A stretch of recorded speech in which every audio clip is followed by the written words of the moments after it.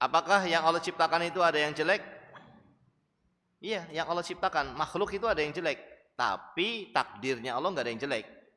Ketetapan Allah tidak ada yang jelek. Yang jelek itu adalah yang diciptakan oleh Allah. Dan Allah menciptakan yang jelek bukan berarti Allah cinta kepada kejelekan.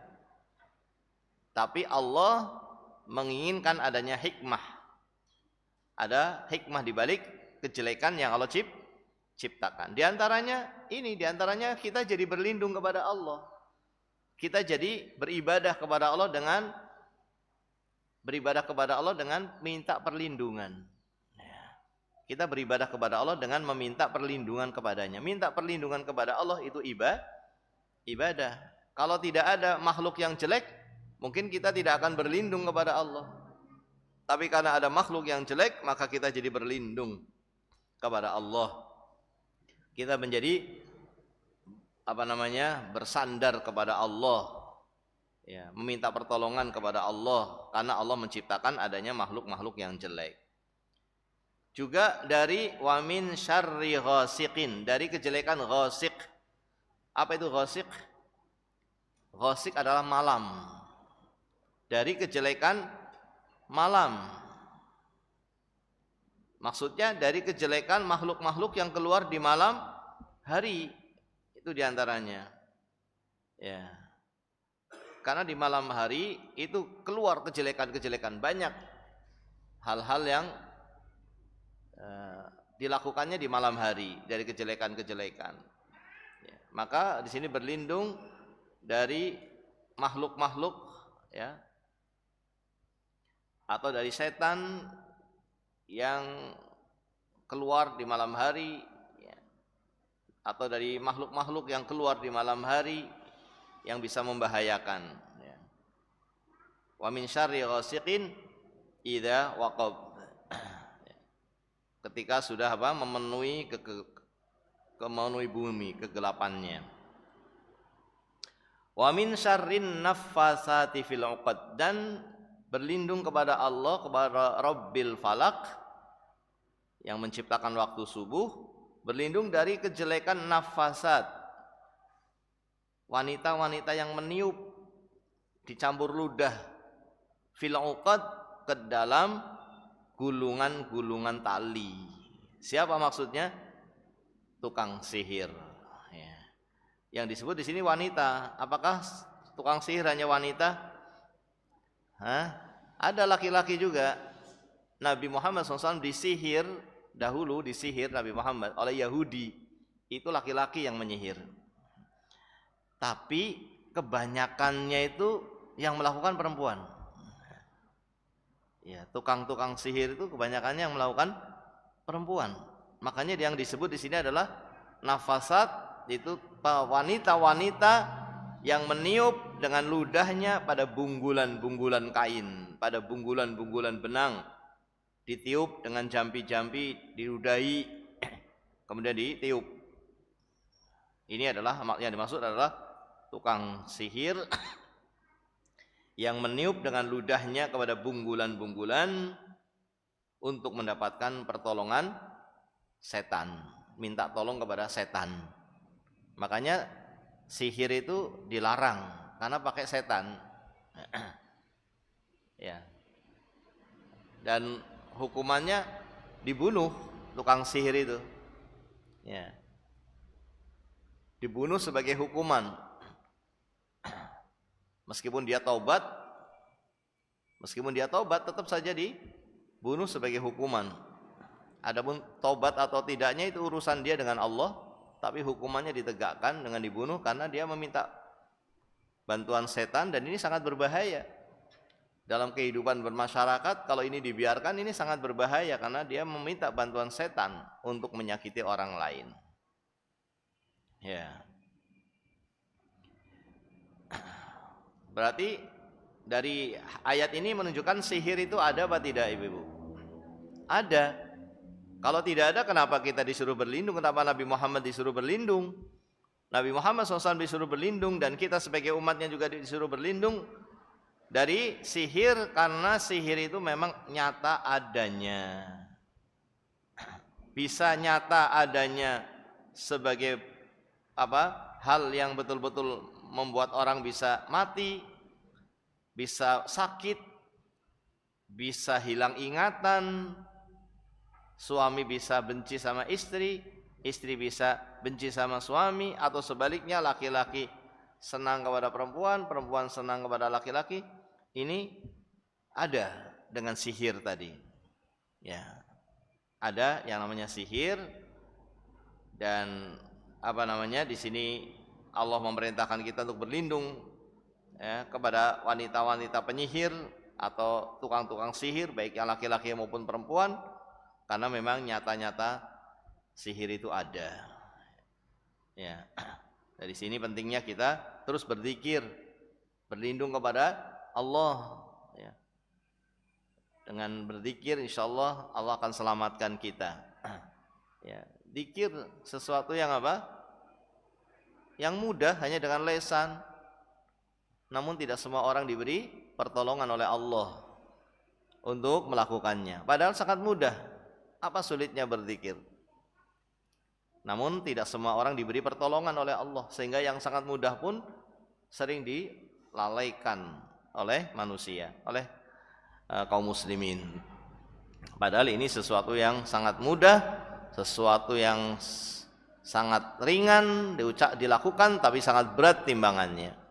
Maka ibu-ibu yang dirahmati Allah Subhanahu wa taala, hendaknya ya kita terus meminta pertolongan kepada Allah agar bisa istiqomah dalam berzikir. Zikir pagi, zikir sore, zikir secara umum, ketika berjalan, ketika duduk, ketika sedang melakukan aktivitas yang kita bisa sambil berzikir, kita lakukan sambil berzikir. Ya, kita lakukan sambil berzikir. Kemudian wa min syarri hasidin idza hasad. Dan berlindung kepada kejelekan hasid.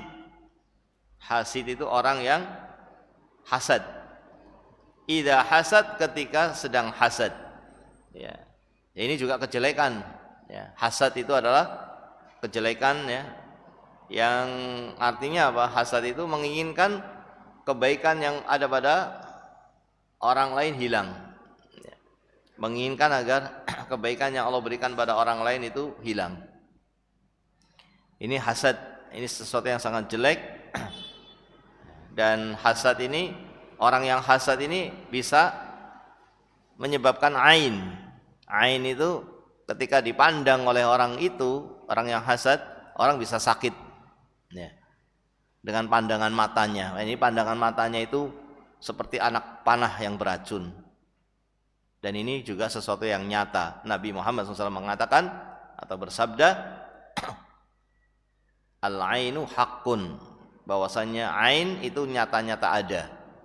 Ya, nyata-nyata ada. Maka ketika kita banyak beristighfar, ya, meskipun kita terkena hasad, itu tidak akan menyebabkan ain. Ya. Jadi banyak-banyak berzikir, karena hasad itu hampir tidak ada satupun di antara kita yang tidak terkena. Ya. Tapi kita berusaha untuk menghilangkannya, karena tidak ada manfaatnya, ibu. Ya. Hasad tidak ada manfaatnya sama sekali. Bahkan berbahaya bagi diri sendiri dan bisa berbahaya bagi orang lain. Karena orang yang hasad ketika melihat dengan pandangan matanya yang hasad tadi, bisa menyebabkan orang sakit. Ya. Dan hasad akan merusak diri orang yang terkena penyakit hasad ini. Ya. Karena dia tidak suka dengan nikmat yang Allah berikan kepada orang lain, sementara nikmat itu tidak akan hilang ketika Allah telah menetapkannya. Sehingga dia hanya mempersempit hatinya, mempersempit dirinya sendiri, mempersulit dirinya sendiri dengan hasad tadi. Maka hasad ini tidak ada manfaatnya ya, dan hendaknya kita terus berusaha untuk selalu menumbuhkan cinta karena Allah, benci juga karena Allah, ya, bukan karena dunia. Karena ya dunia meskipun kita boleh mendapatkannya, boleh mencarinya, namun bukan sebagai tujuan hidup, bukan sebagai maksud yang paling besar. Maksud yang paling besar adalah bagaimana kita selamat nanti di akhirat. Nah, bagaimana kita bisa menjawab pertanyaan di alam barzah, bagaimana kita bisa menjawab pertanyaan di akhirat. Ya, kita akan ditanya tentang ilmu kita, ditanya tentang harta kita, ditanya tentang umur kita, ditanya tentang masa muda kita. Ya, maka ibu dirahmati Allah Subhanahu wa taala, hendaknya kita sebagaimana ya berusaha untuk mendapatkan dunia, kita juga harus memikirkan yang lebih penting lagi, yaitu untuk mendapatkan keselamatan di akhirat. Maka insya Allah ketika kita mendahulukan akhirat, ketika kita mencintai karena Allah, membenci karena Allah, sifat hasad ini akan mudah kita hindari atau mudah kita hilangkan. Kemudian yang terakhir juga di sini Nabi SAW diperintahkan oleh Allah Subhanahu wa taala untuk berlindung kepadanya dengan menyebut bi rabbin nas. Qul a'udzu bi rabbin nas. Katakanlah wahai Muhammad, aku berlindung kepada Rabbin nas, Malikin nas, Ilahin nas. Ini semuanya nama-nama Allah ya. Nama-nama Allah. Rabb itu nama-nama Allah, Malik itu juga nama Allah, Ilah itu juga nama Allah. Jadi di sini ada Asmaul Husna ya. Ada 3 ya. Ada 3 dari Asmaul Husna, Rabb, Malik dan Ilah. Ini semuanya nama-nama Allah Subhanahu wa taala. Kita disuruh berlindung kepada Allah dengan menyebut namanya Rabb untuk menunjukkan sifat rububiyah, bahwa Allah itu Rabb yang memiliki sifat rububiyah. Rububiyah itu artinya yang mencipta, yang mengatur, yang memberi rizki. Kita meyakini hanya Allah satu-satunya yang memiliki sifat tersebut. Yang memiliki sifat rububiyah hanya Allah. Yang mencipta hanya Allah, yang memiliki hanya Allah, yang mengatur alam semesta hanya Allah Subhanahu wa taala. Malikin nas, ini juga menunjukkan sifat bahwa semuanya dimiliki, semuanya dikuasai oleh Allah Subhanahu wa taala. Allah lah yang menguasai, Allah lah yang memiliki, Allah lah yang mengatur. Ilahin nas, Allah lah ilah yang benar, Allah lah sesembahan yang hak.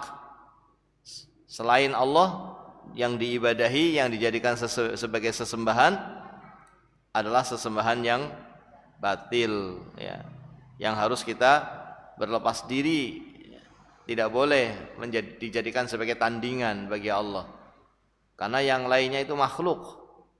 Kalau dijadikan sebagai sesembahan maka telah menjadikan tandingan untuk Allah, sementara Allah tidak ada tandingan, tidak ada sekutu, tidak ada yang serupa ya. Nah, di sini berlindung kepada Allah dengan menyebut nama Rabb ya, Rabbin nas, menyebut nama Malik, Malikin nas, dengan menyebut nama Ilah, Ilahin nas ya. Untuk apa ini? Atau dari apa berlindungnya? Min syarril waswas, dari kejelekannya waswas. Apa itu waswas Ibu? Waswas itu adalah setan ya. Ada waswas, ada wiswas. Nah, kita kalau dalam bahasa Indonesia waswas itu apa ya? Ragu-ragu ya. Kalau waswas dalam bahasa Arab itu setan. Karena setan itu membuat orang jadi wiswas. Ya. Membuat orang jadi ragu-ragu. Jadi waswas itu yang membikin wiswas ya. Di mana waswas itu wiswas itu dilakukan oleh setan, diajak manusia untuk memiliki wiswas itu di dalam hatinya, di dalam hati.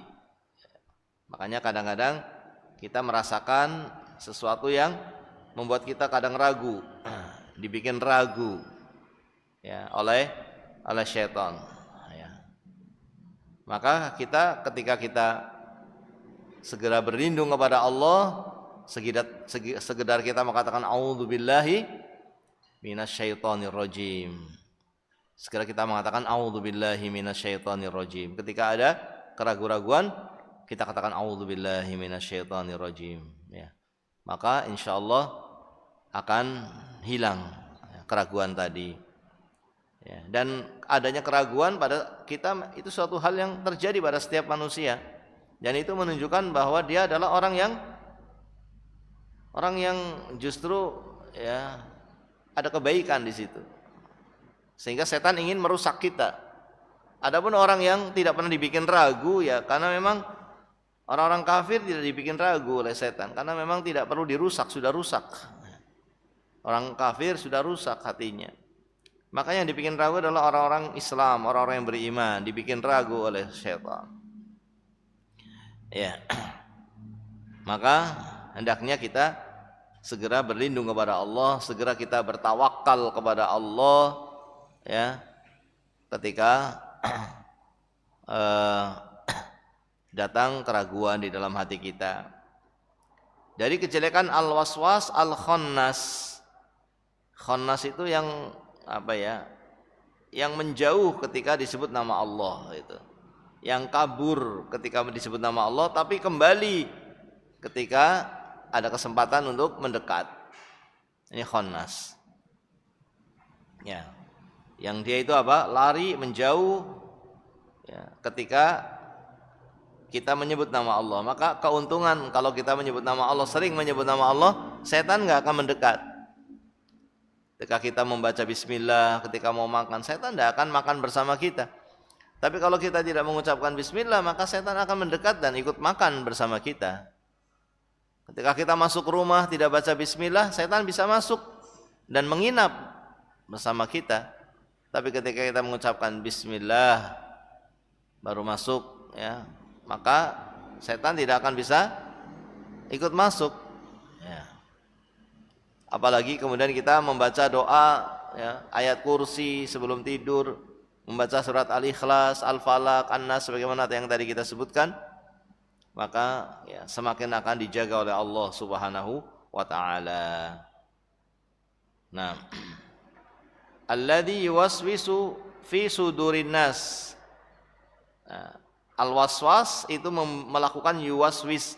Yuwaswis itu perbuatannya.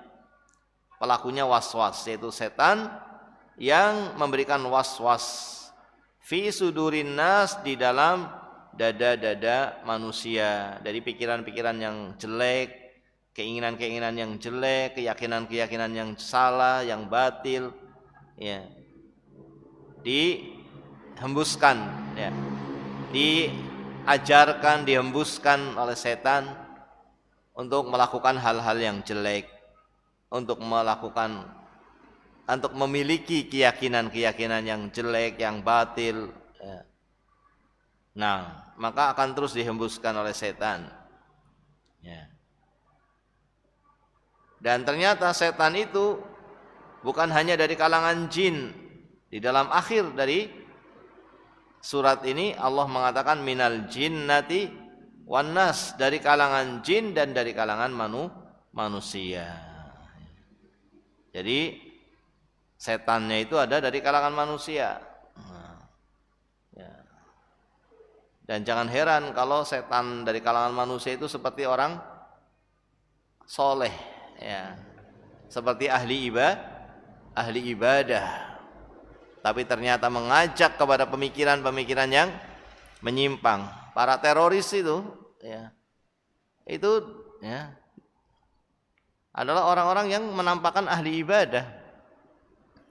Orang-orang Khawarij menampakkan dirinya sebagai ahli ibadah, yang bahkan Nabi SAW mengatakan kalian akan merasa kalah wahai para sahabat dengan ibadahnya mereka. Sahabat saja merasa kalah, maka mereka ahli ibadah. Tapi ternyata mereka itu terjatuh kepada pemikiran yang menyimpang, sehingga keluar dari ketaatan kepada pemerintah, tidak mengakui pemerintah sebagai pemimpinnya, sehingga dia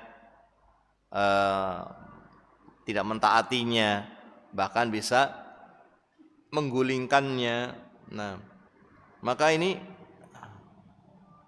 setan dari kalangan manusia yang mengajak kepada pemikiran yang menyimpang, yang dia itu ya penampilannya penampilan ahli ibadah. Nah, adapun setan dari kalangan jin ini tidak kelihatan. Setan dari kalangan jin tidak kelihatan, namun dia bisa tembus kemana yang dia inginkan, tembus tembok. Kita mungkin berada di kamar sendirian, ditutup pintunya, dikunci. Setan dari kalangan jin bisa masuk apa tidak? Ya, bisa. Dan akan mengajak kita melakukan hal-hal yang dilarang oleh Allah Subhanahu wa taala saat sendirian. Ya, dia akan masuk. Kecuali kalau kita tadi banyak berzikir, terus berzikir, maka dia tidak bisa mendekat. Dia tidak bisa mendekat. Maka di sini ya yang dianjurkan bagi kita untuk banyak berzikir, ya, untuk banyak berzikir kepada Allah Subhanahu wa taala.